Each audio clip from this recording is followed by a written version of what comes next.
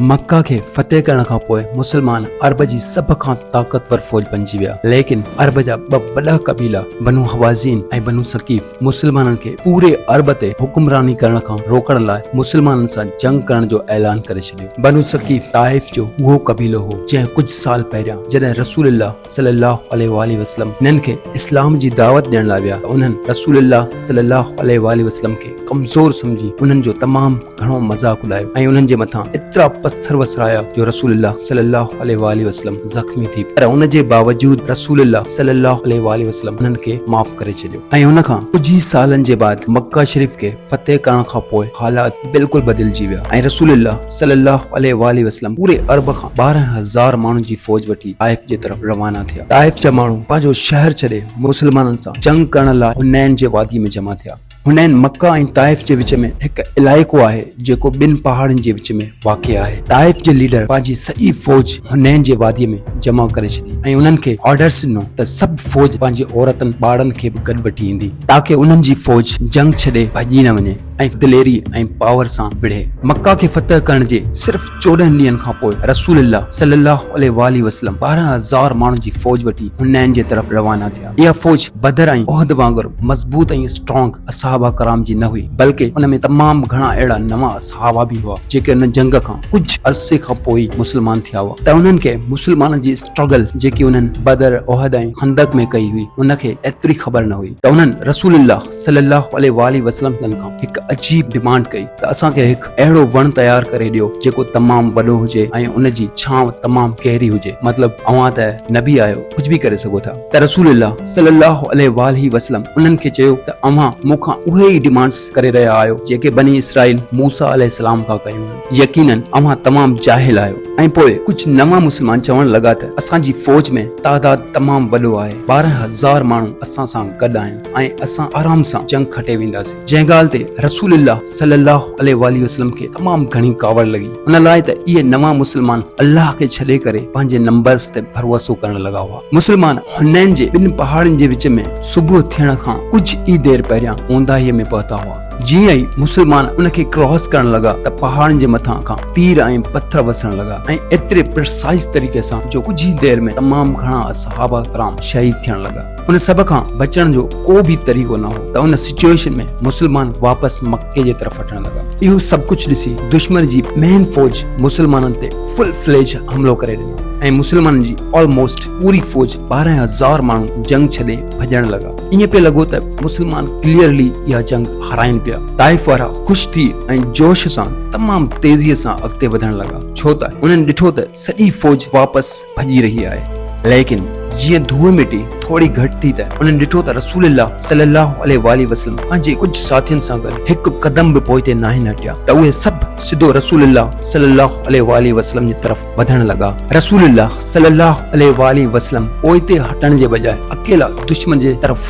वधण लॻा ऐं ज़ोर ज़ोर सां चवण लॻा, मां आहियां मुहम्मद अब्दुल्लाह जो पुटु, अल्लाह जो रसूल। त उन ते रसूलुल्लाह सल्लल्लाहु अलैहि वसल्लम जे चाचे हज़रत अब्बास रज़ी अल्लाह ताला अन्हु रसूलुल्लाह सल्लल्लाहु अलैहि वसल्लम जे उठ खे ज़बरदस्ती रोकण जी कोशिश कई त रसूलुल्लाह सल्लल्लाहु अलैहि वसल्लम पंहिंजे उठ तां हेठि लथा ऐं दुश्मन जे तरफ़ वधण लॻा। इहो ॾिसी हज़रत अब्बास रज़ी अल्लाह ताला अन्हु ज़ोर ज़ोर सां पंहिंजी फौज खे सॾण लॻो ऐं चयो त काॾे पिया वञो, अल्लाह जे रसूल खे छॾे। जंहिं ते उन्हनि खे अहसासु थियण लॻो त अॼु अगरि उन्हनि इहा जंग छॾे ॾिनी त रसूलुल्लाह सल्लल्लाहु अलैहि वसल्लम जी जान खे बि ख़तरो थी सघे थो, छो त रसूलुल्लाह सल्लल्लाहु अलैहि वसल्लम हिकु कदम बि जंग खां पोइते हटनि न पिया। रसूलुल्लाह सल्लल्लाहु अलैहि वसल्लम जो इहो जज़्बो ऐं अल्लाह पाक ते यकीन ॾिसी आहिस्ते आहिस्ते पूरी फौज जंग में वापसि अचण लॻी ऐं मुसलमाननि जी पोज़ीशन जंग में वापसि स्ट्रॉन्ग थियण लॻी ऐं कुझु ई देरि में पूरा 12,000 माण्हू वापसि जंग में अची विया ऐं दुश्मन जे मथां भरपूर हमलो कयो। ताइफ वारा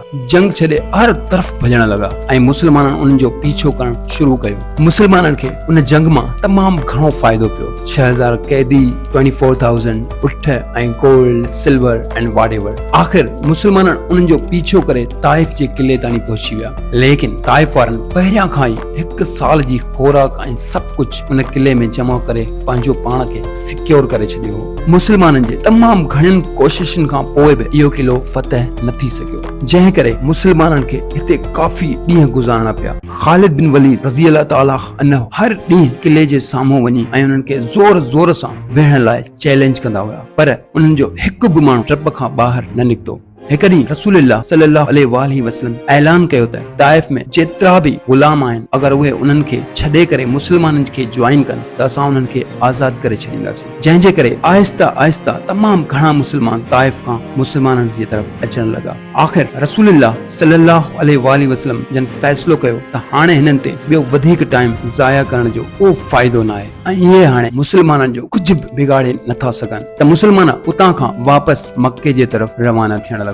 वञण खां पहिरियां कुझु मुसलमाननि रसूलुल्लाह सल्लल्लाहु अलैहि वसल्लम जिन खे अर्ज़ कयो त या रसूलुल्लाह, असां वैसे बि वापसि वञी रहिया आहियूं, एटलीस्ट उन्हनि खे का बददुआ ॾेई छॾियो। त रसूलुल्लाह सल्लल्लाहु अलैहि वसल्लम दुआ लाइ हथ खयां ऐं अल्लाह पाक खां दुआ कई त ए अल्लाह, ताइफ वारनि खे मुंहिंजे तरफ़ मुसलमान करे मोकिल। मुसलमान आख़िर वापसि मक्का पहुची विया। हाणे हिते मदीना वारनि खे लॻो त हाणे रसूलुल्लाह सल्लल्लाहु अलैहि वसल्लम पंहिंजे नेटिव शहर मक्का शरीफ खे कैपिटल ठाहींदा ऐं मदीना वारनि खे हमेशा लाइ छॾे ॾींदा। हिन जंग में जेतिरो माल मुसलमाननि जे हथ लॻो हो, उन मां तमामु वॾो हिसो रसूलुल्लाह सल्लल्लाहु अलैहि वसल्लम मक्के वारनि खे ॾेई छॾियो, जेके हाणे कुझु ई ॾींहं पहिरियां मुसलमान थिया हुआ, जंहिंमें 100 ऊंट रसूलुल्लाह सल्लल्लाहु अलैहि वसल्लम अबू सुफियान खे बि ॾिना हुआ ऐं उन खां सिर्फ़ 1 महीनो पहिरियां अबू सुफियान मुसलमाननि जो सभ खां वॾो दुश्मन सम्झो वेंदो। जॾहिं उन खे 100 ऊंट मिलिया त उन चयो त या रसूलुल्लाह, मुंहिंजो पुटु यज़ीद। त रसूलुल्लाह सल्लल्लाहु अलैहि वसल्लम उन खे बि 100 ऊंट ॾिना। वरी उन चयो त या रसूलुल्लाह, मुंहिंजो पुटु माविया। त उन खे बि 100 ऊंट ॾिना विया, जंहिंजे करे मदीना वारनि खे इहा ॻाल्हि ॾाढी अजीब लॻी ऐं उन्हनि मां कंहिं हिकु इहो बि चयो त असांजे तलवारनि मां मके वारनि जो रत बि न आहे सुकियो ऐं हिते सभु कुझु उन्हनि खे ई ॾिनो पियो वञे। ऐं हिकु ॿिए शख़्स चयो त थी सघे थो त इहे रसूलुल्लाह सल्लल्लाहु अलैहि वसल्लम जन जा पंहिंजा आहिनि, उन लाइ करे उन्हनि खे एतिरो कुझु ॾिनो पियो वञे। जॾहिं रसूलुल्लाह सल्लल्लाहु अलैहि वसल्लम जन खे उन ॻाल्हि जी ख़बर पई त तंहिं मदीना जे सभिनी अंसारनि खे हिकु जॻह ते गॾु कयो ऐं उन्हनि खे चयो त छा अवां गुमराह न हुआ ऐं मुंहिंजे करे अल्लाह पाक अवां खे सिधो रस्तो ॾेखारियो? छा अवां ग़रीब न हुआ ऐं अल्लाह अवां खे एतिरो माल अता कयो ऐं अवां सभु पंहिंजो पाण में विढ़ंदा रहंदा हुआ ऐं अल्लाह पाक अवां खे यूनाइटेड ऐं हिकु बनाए छॾियो? उन्हनि चयो त या रसूलुल्लाह, इहो बिल्कुलु सच आहे। त रसूलुल्लाह सल्लल्लाहु अलैहि वसल्लम उन्हनि खे चयो त हाणे अवां इहे सभु ॻाल्हियूं मूंखे चओ त जॾहिं अवां खे पंहिंजनि माण्हुनि रिजेक्ट कयो त असां अवां जी मदद कई हुई, जॾहिं अवां खे पूरे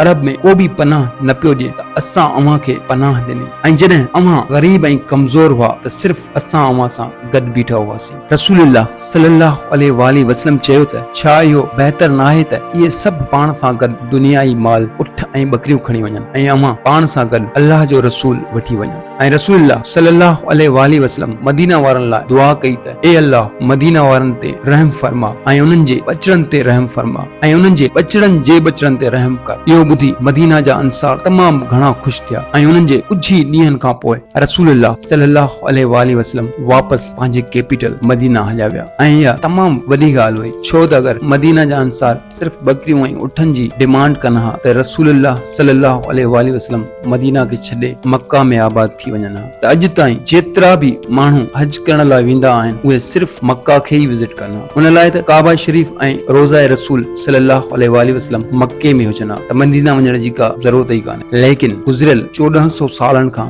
मदीना जी पूरी इकोनॉमी सिर्फ़ उन ॻाल्हि ते मुश्तमिल आहे त उते रसूलुल्लाह सल्लल्लाहु अलैहि वसल्लम जन जो रोज़ो मुबारक आहे, जंहिंजे करे हर साल लखे माण्हू पूरी दुनिया खां मदीना ॾांहुं वेंदा आहिनि ऐं मदीना वारा बिलियंस ऑफ डॉलर्स कमाइनि पिया। रसूलुल्लाह सल्लल्लाहु अलैहि वसल्लम मदीना वारनि जी औलाद लाइ जेका दुआ कई हुई, उहा अल्लाह पाक उन रीत पूरी कई त मदीना वारा पोएं 50 जनरेशन्स ताईं बिल्कुलु अमन ऐं स्टेबल इकोनॉमी में रहंदा आहिनि। ऐं मदीना जी इहा स्टेबिलिटी क़यामत ताणी हलंदी रहंदी। हुनैन जी जंग रसूलुल्लाह सल्लल्लाहु अलैहि वसल्लम जन जी अरबियन सां आख़िरी जंग हुई। अरब जी पाण में जेका सिविल वॉर बदर जे मैदान खां शुरू थी हुई उहा हुनैन जे जंग में आख़िरकार ख़त्म थी ऐं उन खां पोइ पूरे अरब में अमन ऐं पीस जो टाइम शुरू थियो। लेकिन हिन भेरे अरब जा लीडर मुस्लमान हुआ। ताइफ जे माण्हुनि ॾिठो त मक्का जे साइड्स में जेके बि कबीला आहिनि उहे मुस्लमान थी रहिया आहिनि त उहे बि पाण ई विदाउट एनी फाइट रसूलुल्लाह सल्लल्लाहु अलैहि वसल्लम वटि हाज़िर थिया ऐं मुस्लमान थी विया। रसूलुल्लाह सल्लल्लाहु अलैहि वसल्लम पाण हिकु ॾींहुं चयो त ताइफ जो ॾींहुं उन्हनि जी ज़िंदगी जो सभ खां मुश्किल तरीन ॾींहुं हो। लेकिन रसूलुल्लाह सल्लल्लाहु अलैहि वसल्लम ताइफ आख़िर विया छो? इहा मुस्लमाननि जे तारीख़ जी सभ खां वॾे ॾींहं जी कहाणी आहे।